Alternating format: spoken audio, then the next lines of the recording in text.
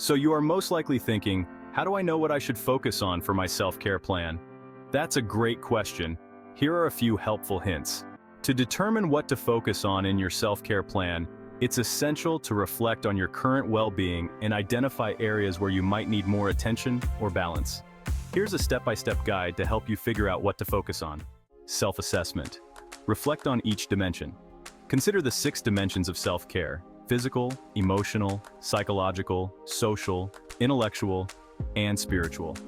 Think about how well you're currently addressing each one.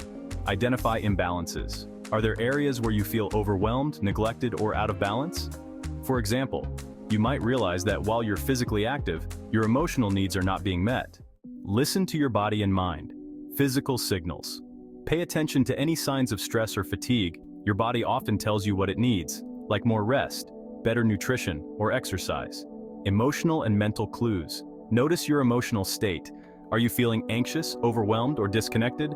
These feelings can guide you to areas that need more care. Set priorities. Short-term versus long-term needs. Consider what you need immediately to feel better versus what you should focus on for long-term well-being. Balance. Aim to create a plan that balances different aspects of your life. For example, if you're highly focused on work, intellectual, you might need to add more social or physical activities to your routine. Seek feedback. Sometimes friends, family, or a therapist can offer insights into areas you might be overlooking. Books, articles, or workshops on self-care can provide new ideas and perspectives. Experiment and adjust. Implement small changes in your routine and observe how they affect your well-being. Be flexible, as your needs may change over time. Regularly revisit and adjust your self-care plan as necessary. Set realistic goals. Make sure your goals are specific, measurable, achievable, relevant, and time-bound. This makes it easier to stay on track and see progress. Begin with manageable steps to avoid overwhelm, then gradually expand as you build habits.